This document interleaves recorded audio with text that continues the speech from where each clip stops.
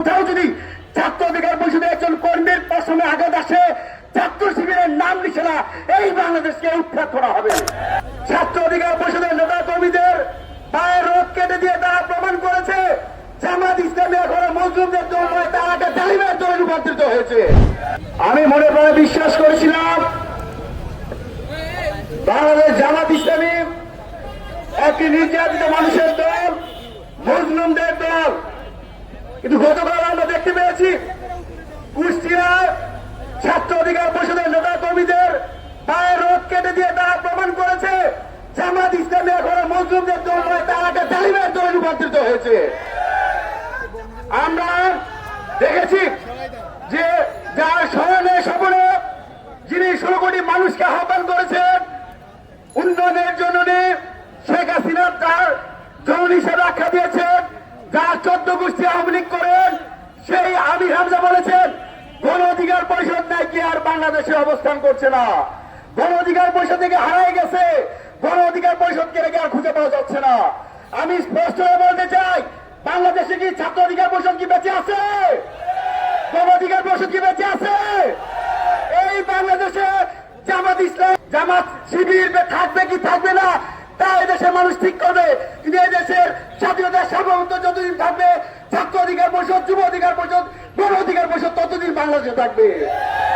তার সেই অর্বাচীন অখ্যাত মুফতি আমির হামজার সেই বক্তব্যের প্রতিবাদে ছাত্র অধিকার পরিষদের নেতা কর্মীরা শান্তিপূর্ণভাবে কুষ্টিয়ার সদরে প্রোগ্রাম করছিলেন। সেই প্রোগ্রামে আমির হামজা তার সাথে দেখা জামাত শিবিরের চেলাপড়া দিয়ে, গুন্ডাদের দিয়ে, লাঠি শুনে রামদা দিয়ে ছাত্র অধিকার পরিষদ সরকারি কুষ্টিয়া কলেজের সভাপতি সুহানকে তার নাকের হাড় ভেঙে দিয়েছে, তার হাত ভেঙে দিয়েছে। কলেজ শাখার সাধারণ সম্পাদক মহাদিসকে তার তাদের যে চরিত্র আমরা ভেবেছিলাম জামাত শিবির হয়তো 71-এর তাদের যে ক্যারেক্টার ছিল সেখান থেকে তারা সরে এসেছে, তাদের যে রক্ষার ইতিহাস ছিল সেখান থেকে তারা সরে এসেছে।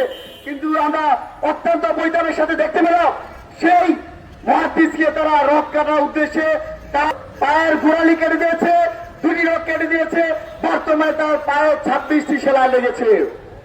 আমরা ছাত্র অধিকার পরিষদের পক্ষ থেকে জামাত শিবিরের যে ঐতিহাসিক চরিত্র, সেই খুন খারাপি রক্ষাটা যদি এই অভ্যুত্থান পরবর্তী বাংলাদেশে তারা যদি অক্ষত রাখে, তাহলে দেশের সকল ছাত্র জনতা নিয়ে তাদেরকে প্রতিরোধ করে তোলা হবে। আমাদের বক্তব্য স্পষ্ট।